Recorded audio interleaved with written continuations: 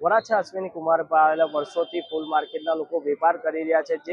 જે રીતે થોડા સમય પહેલા સોશિયલ મીડિયા પર એવી વાતો ફેલાવવામાં આવી રહી છે કે ફૂલ માર્કેટના વેપારીઓ પાસે અસામાજિક તત્વો દ્વારા હપ્તા ઉઘરાવવામાં આવી રહ્યા છે।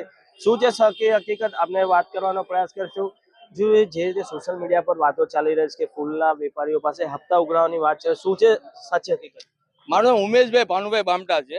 અમે અહીંયા 2006 થી પટેલનગર ઓવરબ્રિજ નીચે ફૂલનો વેપાર કરીને અમારું ગુજરાન ચલાવીએ છીએ, બરાબર છે। અમે અત્યાર સુધી શાંતિથી વેપાર ધંધો રોજગાર કરીએ છીએ। અમને કોઈ જાતનો કોઈ જ વાંધો નથી। ખેડૂતો આવીને એનો માલ વેચીને જાય છે, બરાબર, એ એનું પૂરું વળતર મેળવે છે। અમને કોઈ પ્રકારની કોઈ જાતનો કોઈ વાંધો નથી। અને હપ્તારાજની જે બધી ગુંડાગર્દીની વાત છે તદ્દન પાયા વિહોણી ખોટી વાત છે સાહેબ।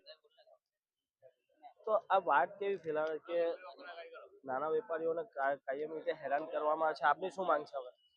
તદ્દન ખોટી વાત છે। આવી જે ખોટી માહિતી ફેલાવે છે એની સામે કાયદેસરની કાર્યવાહી થવી જોઈએ સાહેબ, બરાબર છે। જગ જાહેર છે, કોઈ દિવસ કોઈ 1 રૂપિયો લીધો નથી, કોઈ દિવસ કોઈને 1 રૂપિયો આપવાનો હોતો નથી। એસએમસી વાળાનો અમને પૂરો સપોર્ટ છે, સુરત પોલીસનો અમને પૂરો સપોર્ટ છે।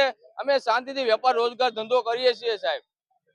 આપણા સાથે વાત કરવાનો પ્રયત્ન, જે તે સોશિયલ મીડિયા પર વાત ચાલી રહી છે કે અસામાજિક તત્વો હપ્તા ઉઘરાવે છે, તો તમને શું માનો છો આ વાતને? એ તદ્દન ખોટી વાત છે સાહેબ, અને અમે બધા શાંતિથી ધંધો કરીએ છીએ, બરાબર છે। અને અમારો પૂરો સપોર્ટ છે એસએમસીનો, પોલીસ પ્રશાસનનો, બધાનો। બિલકુલ, આ હતા તમામ વેપારીઓ સુરત મહાનગરપાલિકા સાથે છે, પોલીસ સાથે છે। કોઈ દિવસ એવા હપ્તા ઉઘરાવવામાં નહીં આવતા તેવું વેપારી દ્વારા જણાવવામાં આવ્યું છે, પરંતુ જે રીતે સોશિયલ મીડિયા પર વાતો ફેલાઈ રહી છે કે વેપારીઓ પાસે હપ્તા ઉઘરાવે છે, તેને લઈને વેપારીઓ દ્વારા વાત નકારી દેવામાં આવી છે। યુગ અભિયાન ટાઈમ્સ, ભરત બ્રહ્મભટ્ટ, સુરત।